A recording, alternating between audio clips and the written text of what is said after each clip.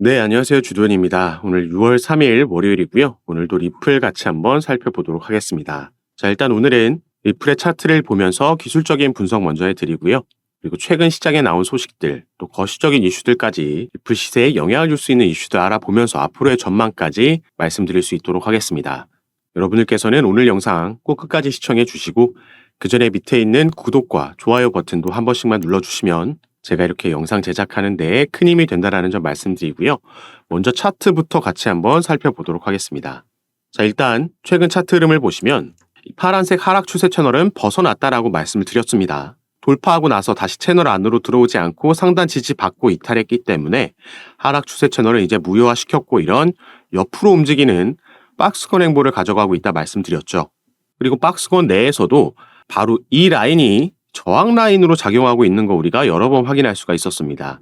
그래서 이 중앙 라인을 돌파해 줘야지 적어도 박스권 상단까지 갈 수 있는 건데 그러기 위해서는 먼저 이 초록색 단기 이평선 라인을 돌파해 주는 게 중요하다 보여지는 부분이죠. 여기 돌파하고 나서 지금 확실하게 지지 라인을 만들어주지 못하고 저번 주에 여기 밑으로 하방으로 내려왔기 때문에 빠르게 다시 한번 이 부분을 복구해주지 못한다면 이 박스권의 지지 라인까지도 하방까지도 추가 하락이 나올 수 있다 생각하셔야겠고요. 일단 이 이평선 라인 위로 올라서면서 이 저항 라인을 돌파해 줘야지 우리가 박스권 상단인 이 장기 이평선 라인 800원 위로 올라갈 수 있겠다 보여지는 부분입니다. 그리고 결국에는 여기를 돌파해 줘야지 우리가 이 박스권 횡보를 벗어나서 상승 추세로의 전환을 기대해 볼 수가 있는 거죠. 다만 이번 주에는 전체적으로 시장이 횡보할 것으로 보여지고 있기 때문에 리플도 여전히 이 박스권 장세를 단기간 안에 벗어나긴 어렵겠다 보여지는 부분인데요. 여기에 대한 가장 큰 이유는 거시적인 상황을 들 수가 있겠습니다. 이번 주에 미국에서는 이 고용 관련된 지표들이 여러 발표될 예정입니다. 먼저 구인이직 보고서가 내일 발표되고 비농업 부문 고용 변화, 신규 실업수당 청구 건수, 그리고 비농업 고용 지수와 실업률까지 이번 주에 전부 이런 고용 지표들이 발표가 될 텐데 이 고용 관련 지표들은 미 연준에서 상당히 주목하고 있고 또 자신감을 가지고 있는 부분이죠. 저번 달에는 이 고용 지표들이 시장의 예상치보다 하회하는 수치들이 발표가 되면서 그동안 연준이 자신 있어 하던 고용 시장이 흔들리는 모습이 나왔던 거고 이로 인해서 시장은 연준이 기준금리를 생각보다 빠르게 인하 시점을 잡을 수도 있겠다라는 기대감의 반등이 나왔었습니다. 하지만 이번 달에는 저번 달보다 이 지표들이 긍정적으로 복구된 모습을 보일 거라고 예상되고 있고요. 때문에 여기에 따른 변동성이 나오기는 쉽지 않겠다 보여지는 부분입니다. 그리고 이것보다 더 큰 이유는 바로 다음 주에 더 중요한 지표들이 발표되기 때문이죠. 자, 소비자 물가지수 CPI, 우리가 인플레이션을 확인할 수 있는 가장 직접적인 지표라고 보시면 되겠고요. 그래서 이 지표가 발표될 때 시장이 가장 크게 변동성을 가지고 오죠. 그리고 그 바로 다음 날에는 6월의 FOMC 금리가 또 결정될 예정입니다. 아무래도 6월 달에는 금리 인하 시점을 기대하기는 힘들기 때문에 또 한 번 동결이 나오지 않을까 보여지는 부분이고 이 금리 결정을 앞두고 이제 연준 위원들은 대외적으로 어떠한 발언도 할 수 없는 블랙아웃 기간에 들어갔죠. 이 블랙아웃 기간이라는 게 바로 이 위원들이 아무 발언도 하지 않기 때문에 깜깜하다. 때문에 시장이 이전에는 통상적으로 관망세를 유지하는 경우가 많다 이렇게 보시면 되겠습니다. 그래서 단기적으로는 큰 변동성은 이번 주에 나오지 않을 가능성이 높다. 새로운 변수가 등장하지 않는다면 횡보할 가능성이 높다라고 보여지고 있고요. 다만 우리가 조금 중장기적으로 봤을 때는 올해 리플의 전망이 상당히 긍정적이다 볼 수 있겠는데요. 자, 반에크의 CEO, 이번에 이더리움의 현물 ETF를 가장 먼저 신청했던 기업이죠. 여기 CEO는 SEC 미국의 증권거래위원회가 디지털 자산 시장의 관할권을 모두 잃을 수도 있다라는 발언을 했습니다. 최근 미 정치권에서 압력이 들어왔고 이로 인해서 이더리움의 현물 ETF도 일단 1단계가 승인이 된 거다 이렇게 얘기하고 있는 건데요. 만약에 SEC가 이 암호화폐 시장의 관할권을 잃을 경우 가장 크게 수혜를 받을 수 있는 게 바로 리플이라고 우리가 볼 수 있겠죠. 리플과 SEC는 만 3년이 넘는 기간 동안 지금 소송이 진행 중이고 바로 이 부분이 리플 시세의 발목을 잡고 있는 가장 큰 요소라고 우리가 볼 수 있겠습니다. 그래서 최근 이더리움의 현물 ETF가 승인된 부분도 바로 다수의 암호화폐는 증권이 아니다라는 걸 시사하는 아주 긍정적인 이벤트였고요. 같은 맥락에서 최근 21세기 금융혁신 및 기술 FIT21이라는 법안이 하원에서 표결을 거쳐서 통과가 됐다는 소식 전해드렸죠. 이 법안의 주요 내용이 마찬가지로 대다수의 암호화폐는 상품이다, 즉 증권이 아니다라는 거고, 이 암호화폐 시장 규제권을 증권거래위원회인 SEC가 아닌 상품거래위원회인 CFTC에 부여하는 점이 특징이다 나와 있습니다. 올해는 11월 달에 미국에서 대통령 선거가 있기 때문에 이걸 앞두고 지금 정치권에서 친암호화폐적인 공약들이 나오고 있고, 이런 법안들도 계속해서 나오고 있는 거죠. 이런 흐름에서 SEC가 관할권을 잃고 대다수의 코인이 상품이라는 규제가 통과된다면 그동안 리플의 발목을 잡고 있었던 이 소송 이슈가 상당히 긍정적으로 풀릴 가능성이 높다라고 볼 수 있는 거죠. 현재 SEC와 리플은 이 벌금 협의 관련된 서류들을 모두 제출 완료했습니다.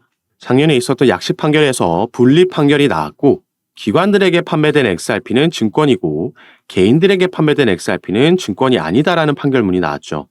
그래서 일단 현재 이 벌금은 기관들에게 판매된 XRP에 대한 협의가 진행 중인 거고, 지금 남아있는 건 판사의 판결문만 남겨놓고 있다 보시면 되겠습니다. 5월 20일 날짜로 양측이 모든 서류를 제출 완료했기 때문에 대략적으로 7월에서 9월 사이에는 이 최종 판결문을 우리가 받아볼 수 있을 거고요. 여기서 만약 긍정적인 판결이 나온다라면 리플은 대선으로 인한 이런 긍정적인 흐름, 그리고 4월 20일 날짜로 적용된 비트코인의 네 번째 반감기, 이 부분도 3분기부터 대략 반등이 나오면서 4분기에 그 고점을 찍을 거란 전망이 예상되고 있기 때문에 이런 것들이 전부 시너지를 내면서 1달러를 뛰어넘어서 새로운 신고가를 기록할 수도 있다라는 전망이 나오고 있는 겁니다. 사실 이 소송 이슈만 잘 마무리된다라고 하면 최근 얘기가 나오고 있는 XRP의 ETF도 내년에는 우리가 충분히 기대해 볼 수 있는 부분이 되겠고요. 또 당연히 리플이 이전부터 준비하고 있던 IPO도 대규모 투자 자금이 들어오면서 충분히 진행될 수 있는 강력한 상승 재료라고 보고 있습니다. 그리고 리플 같은 경우에는 또 한 가지 우리가 기대해 볼 수 있는 상승 재료가 남아있다 말씀을 드리는데, 자, 이 이미지를 보시면요. 이 디지털 커런시 그룹이라는 미국의 대형 투자 기업입니다. 제2의 워렌 버핏이라고 평가받는 베리 실버트라는 인물이 CEO로 있는 기업인데, 자, 보시면 여기에 자회사가 바로 그레이스케일이 있고요. 또 하나의 자회사는 코인베이스입니다. 미국 내에서 가장 큰 암호화폐 거래소죠. 그리고 이 오너십 스테이크, 지분을 보유하고 있는 기업들 중에 리플도 있다라는 게 확인이 되고 있는 거죠. 그래서 이런 미국 내 기업들의 연결고리를 인지하고 나서 다음 내용을 말씀드릴 건데요.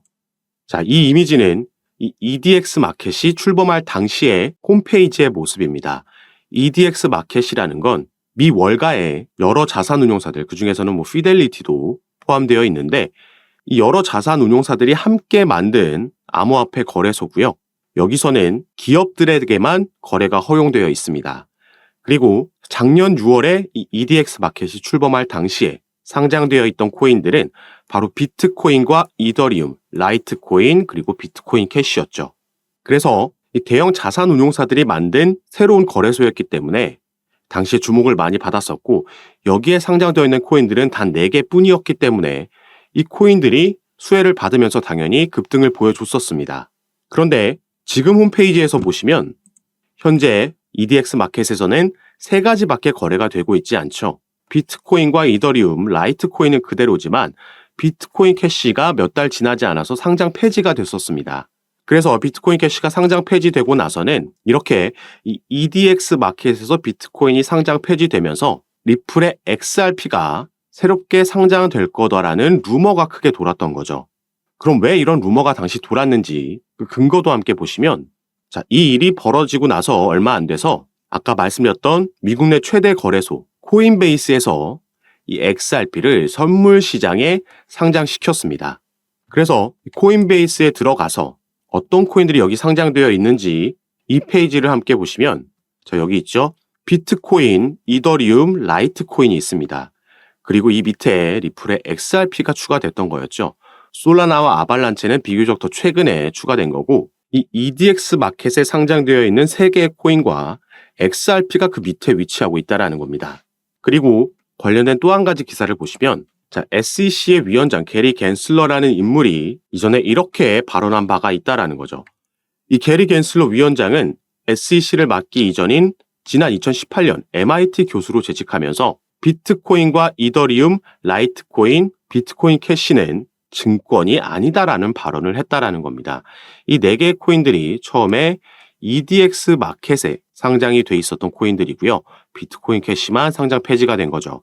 그래서 아까 기사에 나와 있지 않던 우리가 추가로 기대해 볼 수 있는 리플의 상승 재료가 바로 이 EDX 마켓에 상장이 되겠습니다. 당시에 비트코인 캐시도 다른 코인들과 마찬가지로 여기에 상장됐다라는 이유로 엄청난 급등을 보여줬기 때문에 또 그 시기가 이 대세 상승장과 맞물린다면 우리가 지금 너무 리플 시세에 일일비할 필요가 없다라는 걸 알 수가 있는 거고요. 다만 우리는 이 상승장이 오기 전에 저가에서 매수 기회가 온다면 이 매집하는 전략을 통해서 평균 단가를 관리하고 또 보유 비중을 늘려나가면 추후 이 상승력이 나왔을 때 이 수익분을 극대화시킬 수 있겠다 말씀을 드리는 겁니다. 그래서 앞으로도 새롭게 나올 리플 관련된 내용들 그리고 또 거시적인 이슈들도 리플 시세에 영향을 주기 때문에 이런 정보들 그리고 또 구체적인 타점과 비중 카톡방에서 공유해드리면서 대응 도와드리고 함께 매매를 진행하고 있으니까 여러분들께서도 이런 정보들 받아보시면서 투자 판단에 참고하시고 매매 진행하시면 더욱 좋을 것 같습니다. 카톡방은 당연히 무료로 제가 운영하면서 이런 정보들 공유해드리고 있는 거니까요. 이 부분 안심하시고 여러분들께서는 영상 밑에 더보기라 클릭하시면 제가 남겨놓은 링크가 있습니다. 링크 클릭하시면 저에게 문자 보내실 수 있도록 화면이 전환되니까 여러분께서는 전송 버튼만 눌러주시면 제가 이 문자를 확인하는 대로 순차적으로 연락드려서 카톡방 초대를 도와드릴 겁니다. 들어오셔서 이런 정보들 받아보시면서 조금 더 안전하고 전략적으로 타점 잡고 매매 진행하셔서 올해 기대되고 있는 대세 상승장에서 꼭 큰 수익 얻어가시는 시간으로 함께 만드셨으면 좋겠습니다. 자, 그럼 오늘 영상 끝까지 시청해 주셔서 너무 감사드리고요. 뒤로 가시기 전에 밑에 있는 구독과 좋아요 버튼도 한 번씩만 눌러주시면 제가 이렇게 영상 제작하는 데에 큰 힘이 된다는 점 말씀드리고 오늘 영상 마무리하도록 하겠습니다. 감사합니다.